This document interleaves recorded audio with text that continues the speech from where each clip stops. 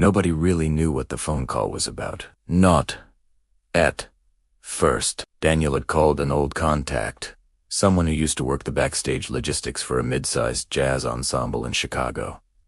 Not a big fancy organization, just a group of serious musicians who put on a winter showcase every January at a local theater, an open submission showcase, which meant anyone could send in an audition tape.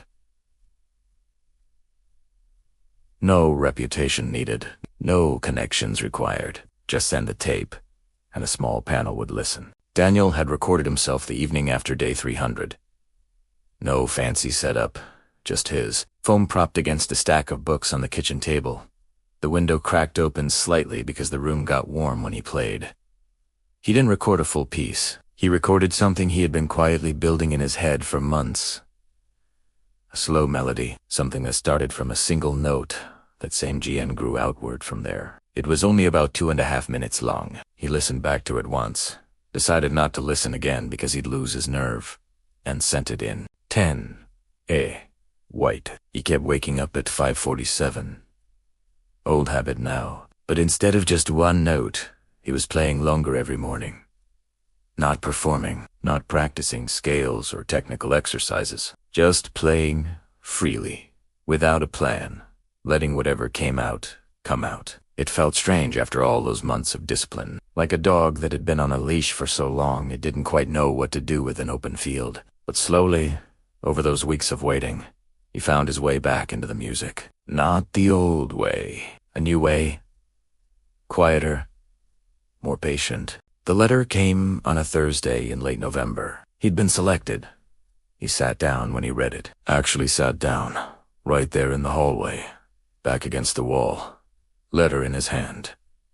He hadn't expected that. He had hoped, yes, but hope and expectation are different things, and he had spent the last 3 years keeping his expectations very small on purpose. He read the letter 3 times. Then he folded it carefully and put it in the notebook, right after the page that said, asterisk, ready. Asterisk. He told his sister that evening. There was a long pause on the phone. Then she laughed. Not a polite laugh, a real one. The kind that comes out surprised. I thought you were losing your mind, she said. I really did. He laughed, too. It was the first time in a long time that laughing felt easy. The showcase was set for the second week of January 2009.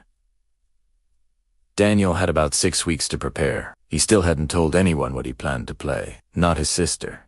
Not the music teacher who visited. Not the contact who had passed along the submission process. He wasn't being secretive. He just didn't have words for it yet. The piece he was building wasn't really something he could describe. It had to be heard. He worked on it every morning after 5:47. Afternoons too, sometimes. The piece kept changing a phrase here, a pause there. He wasn't writing it down in traditional sheet music. He was learning it by feel, the way you learn the layout of a room you've lived in long enough that you can walk through it in the dark. The night before the performance, he didn't sleep much. Not because he was panicking. He was past panic, somehow. It was more like the feeling before a long trip. That low hum of awareness that something is about to happen that can't be undone. He arrived at the theater early. It was a cold January evening, the kind where your breath shows and the sidewalks are slick with old ice. The music teacher came with him. She didn't say much on the way over, just walked beside him, which was exactly right. Backstage, he met the other performers. They were mostly young, in their 20s, full of that specific energy that young musicians have equal parts confidence and nerves. They were polite to him. A couple of them asked how long he'd been playing. He smiled and said, a long time, and also not very long at all. They nodded like that, made sense, even though it probably didn't. He was the 4th act of the evening. He stood in the wings and listened to the first 3 performers. They were good.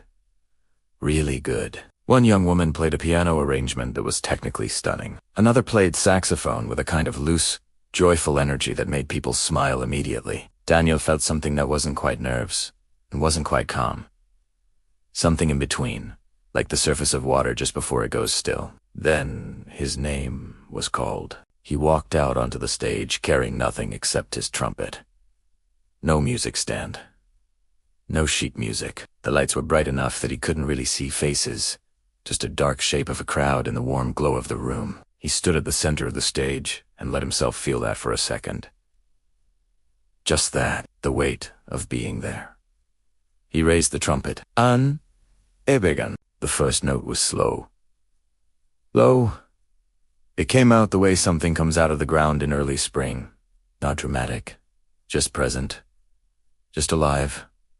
The room adjusted. People who had been shifting in their seats went still. The note held longer than expected, and then it moved just slightly into the next phrase, and the phrase after that. The piece he played was not flashy. There were no fast runs, no high dramatic peaks designed to get applause. It was something more honest than that. It was a melody that seemed to be finding itself as it went searching, circling, settling, then opening up again. There was a section in the middle where the sound dropped so low and quiet that the entire theater seemed to lean forward. And then it built, not loudly, but deeply, until it reached a place that felt, somehow, like arrival. A sound technician in the booth at the back of the theater took off his headphones halfway through. He wanted nothing between him and what he was hearing. A man in the 7th row, an older gentleman who had been one of Daniel's former conductors. Years ago. Someone who had visited that small apartment once and heard one shaky note and left without a word, sat completely still with his hands folded in his lap and his eyes closed. When the last note finally faded, it didn't end sharply. It dissolved, like something that had said everything it needed to say, and was now just letting go. The silence that followed lasted 4 full seconds. Then the applause started, and it was the kind of applause that sounds different from palate applause, fuller, more immediate, like it came from somewhere involuntary. The older conductor in the 7th row was on his feet. So was the music teacher near the back. So, eventually, was nearly everyone else. Daniel stood there and took it in. Not triumphantly, not with tears. Just quietly, with the trumpet at his side, as if he was listening to something only he could hear. Afterward, people came to talk to him. Some asked about his background. Some asked about the piece. Someone from a small recording studio gave him a card. He was gracious with all of it.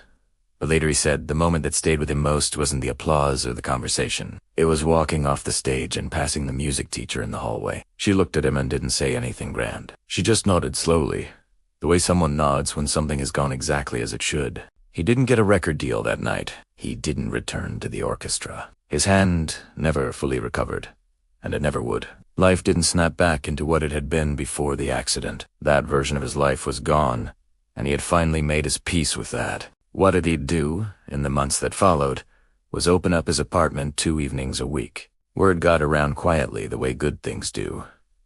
People started showing up. Older, younger, different instruments, different stories. Some of them had injuries. Some of them had simply been told, by someone whose opinion they trusted too much, that they weren't good enough. He gave every single one of them the same first assignment. Play one, note, write it down, come back.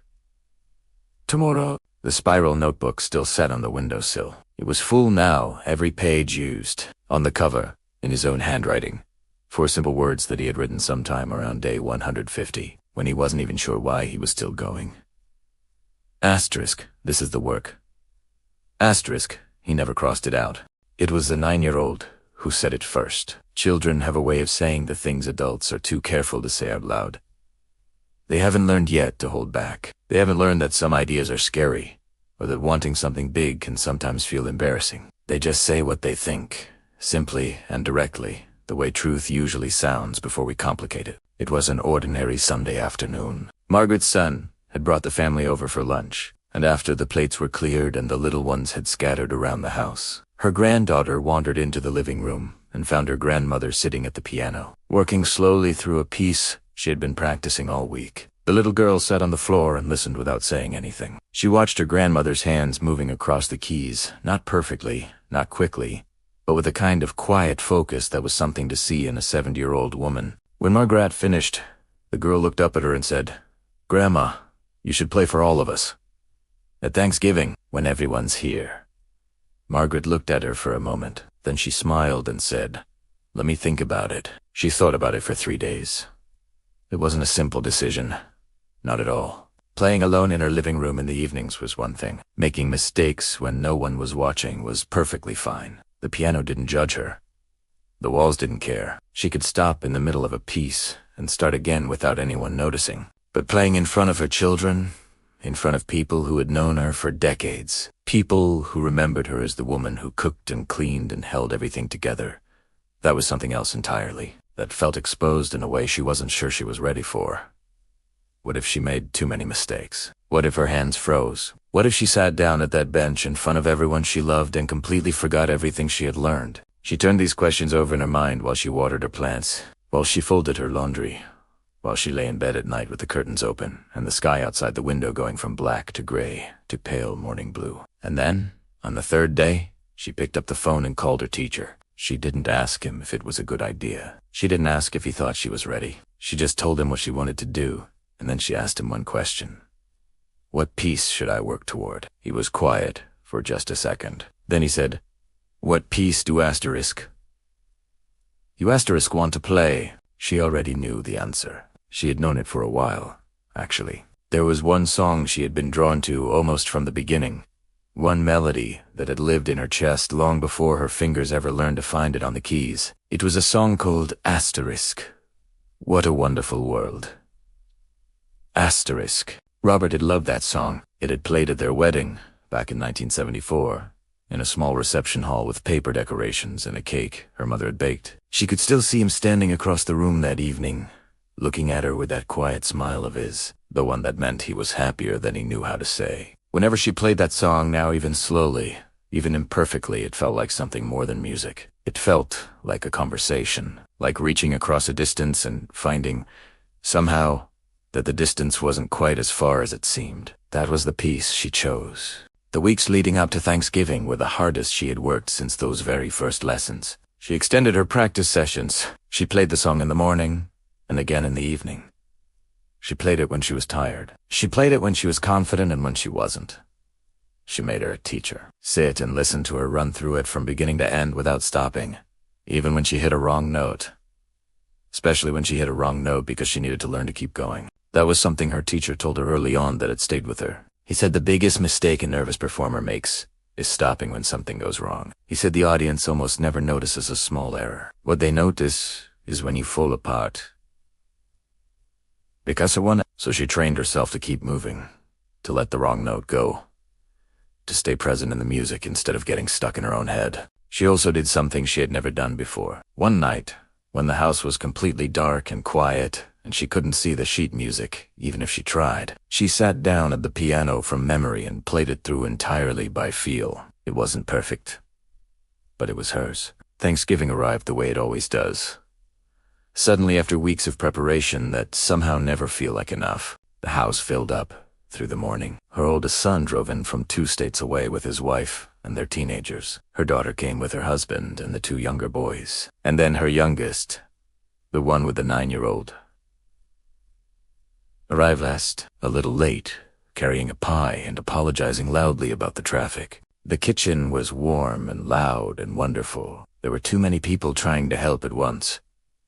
Football playing on the television in the background, the youngest grandchildren already chasing each other down the hallway. For a few hours, the house was exactly the kind of full and noisy that Margaret loved and missed every other day of the year. Nobody talked much about the performance. It had been mentioned beforehand the granddaughter had told her dad, who had told his siblings, but somehow the family had quietly agreed not to make a big thing of it. They all sensed, without saying so, that it was something delicate, something that needed to be handled gently. After dinner, when the table was cleared and the little ones were starting to get sleepy and the adults were settled with their tea and coffee, Margaret stood up from her chair. The room got quiet almost immediately. She didn't make a speech. She didn't explain herself. She sighs simply, I'd like to play something for you. And then she walked to the piano. She sat down on the bench and took one slow breath. The room had rearranged itself without anyone directing it. The children were sitting on the floor. The adults had pulled their chairs closer or were leaning in the doorway. Her oldest son was standing with his arms crossed, not because he was closed off, but because that was just how he stood when he was trying to hold himself together. She placed her hands on the keys. And she began. The opening notes of the song came out soft and careful, just the way she had practiced them hundreds of times. Her left hand found its place. Her right hand carried the melody. For the first few seconds, she was aware of the silence in the room behind her. The kind of silence that means people are actually listening, not just waiting.